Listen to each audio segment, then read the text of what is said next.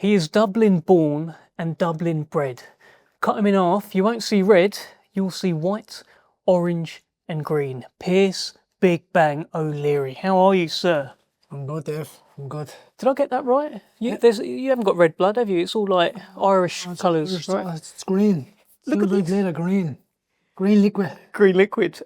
This is everything, right? This is a big moment, mate. Like we've been speaking for the last 5-6 years. Yeah. Every time, I'm almost bored of you talking about it. Yeah. Now it's happened, Pierce. It's finally happening. The homecoming. Yeah. I've been bored about it so much now. People are asking me when you're boxing, when is the homecoming, when is this, when is that, and it's been frustrating for me because I've no full answer for them. So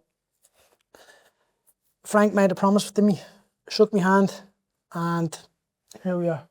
How much pressure is going to be on you to put on a performance? There's always pressure, right? This is different though. The people that you'll be walking past, you'll know pretty much all of them, right? And they are Irish. And there's this whole homecoming feel. This will be different, right? Definitely. First and foremost, I just had to take emotions out of it. I just feel emotional. I don't feel it's nothing. Just another job. It was a big thing probably the last week when I got announced. For the first 36 hours I was buzzing, but after that then I was like, it is what it is. It's time to work. You know, that's interesting because you have that super kind of mindset. You're very much a mindset guy, old school mentality. Nick Ball, similar kind of thing. He had his homecoming in Liverpool. I remember speaking to him about it. He didn't have any problems going in, didn't feel any additional pressure. But then afterwards, when he reflected on it, he said, yeah, it was different. It's just a bit crazier in there. Yeah, you have your own. You could be looking out, you could be in a hold-up and looking out at your corner to see what instructions he's going to give you. You could see your next door neighbour sitting beside your coach nearly, ringside. So things like that is a bit different. I know for a fact once I'm in that dressing room and I know, right, I'm on home side here. This is my back garden. This is where I've always dreamed about being, where I've always ran as a kid, running by, visualisation, getting the feeling of it. I know for a fact, you used to be saying, who's this kid? This wasn't the person that we've seen before. And I truly believe it. So you don't feel we've really seen anything yet of Big Bang? No. Wow. That means you've done pretty well so far, considering we've not seen anything. Yeah. I just believe, moment in time now, everything we're basing Liverpool, coach, right coach, right strength and conditioning coach, right team around me, right setup. It just suits me to a T. It suits me perfect. I've never been any happier. So where this started, this kind of venture towards fighting, you getting your homecoming, you left Ireland initially with £1,000 in your pocket and came over to the UK to chase a dream. Yeah. And nights like this, I guess that's where it starts making sense, starts making it worthwhile, right? Yeah, of course. If I never took that step, we wouldn't have never be here. We wouldn't be in this position because I met a man over there by the name of Al Smith, who was my coach in the iBox gym, alongside Sam Noakes, Henry Turner, and so many more other great fighters. And I grew up a part of the gym, and he created so many doors, opened so many doors, created so many opportunities for me. And then I drift off then. And then based in Liverpool now, 20 minutes on a flight from home, which is not too bad. Signed with Frank Warden. Frank promised me the homecoming, and here we are now. But those initial moments in the UK, I remember hearing you talk about this, and it sounds like someone's absolute nightmare. I'm talking about mattresses on floors, I'm talking about damp, I'm talking about you. I mean, you tell me, these sound like terrible kind of living conditions to be in whilst chasing your dream, but I guess you saw it as the sacrifice you needed to make. Yeah, well, I went over there with £1,000 in my pocket. I think I spent £60 from Gatwick to Bromley. Stayed above a pub. I had no idea where I was staying, and it was horrendous. Damp right through the whole walls. Staying on a dirty mattress. I went to Primark, got clean sheets, put them on it. Still living on the ground. Had a telly, cheap old telly. And that was it. That was luxury to me, where I had what I needed there and then. I was focused. I worked hard. Got signed by Frank.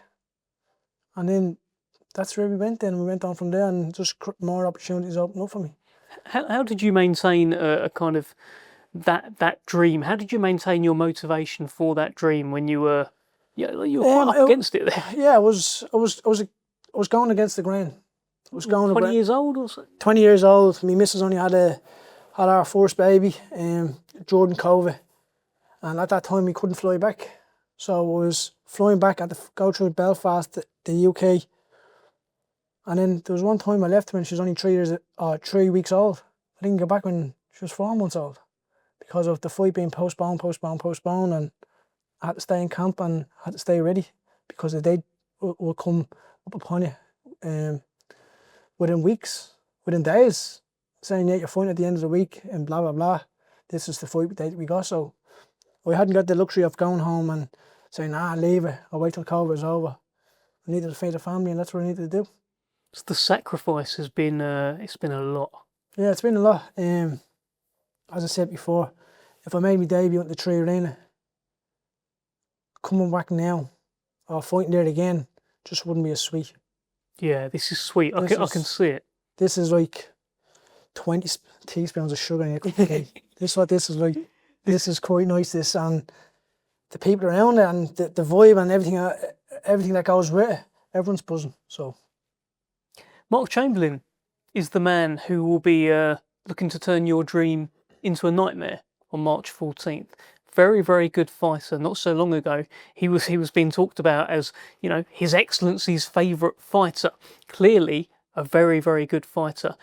Big challenge for you, right? yeah, massive challenge, massive big challenge. I know I can show it. That's the thing. I know I can show well, and I'm looking forward to it. And I know for a fact that once I'm in underneath those lights, forget about the fans, forget about the crowd, and when it's me and him in there, and I'm calm, relaxed, and I see every opportunity, make a miss, and I'm just going to break his confidence. You've said this before, that you can see your opponents sort of wilting in front of you, and sometimes you even hear them wince. What is that feeling like? How quickly do you see that in fights? Depends how much beating you're giving them. But I know for a fact that I'll come fighting, I will see that. That's for sure. So you intend on giving him a bit of a... Yeah, 100%. Bit of a beating? Yeah, 100%, without a doubt. He's in my way to become a world champion. Get me homecoming.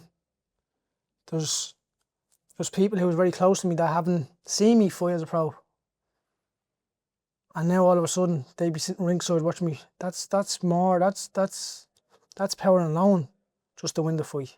Never mind your daughters and everything else that goes beyond that. So I'll be victory. I'll get the victory on that night. He is a favourite. He's coming to Dublin, to your backyard, but the bookies are making him a favourite. That makes me think, if it wasn't in Dublin, he'd be even more of a favourite. Yes, that's true. I guess the bookies going to lose a lot of money that night. Why do you think they've made him favourite? Do you think there's a kind of... Has he done more? He's got a little bit more of a profile from Tokyo Sheet. Other than that, he hasn't done much. He never done much as an amateur either, I don't think so. It is what it is. Finally, it will show. What's the difference then? What's the difference between you and him? Why is it that you beat him? Mindset and skill. That's all. Mindset and skill. Is it about who wants it more? That'd be the big... I'll want them more. But that's part of mindset. Mindset and skill will show. You're big on self-talk and speaking things into existence as well, visualization, right? What have you been doing ahead of this fight? Have you visualized that ring walk, the moment of have all these things been happening? Well, I went to a concert with my missus during the Christmas in the Tree Arena. I was physically there, but mentally I wasn't. Mentally I was looking around, and I was looking at everyone in front of me dancing or whatever like that, but I was just looking, the ring is going to be there, this is my ring walk, fans are going to be shouting. My fans are going to be sitting on this side of the corner. This is where the corner I'm going to be in. When I win, I'm going to jump to that corner, that rope. I've visualised it all. I've done it all. I've been there. So you've already been there. Already been there.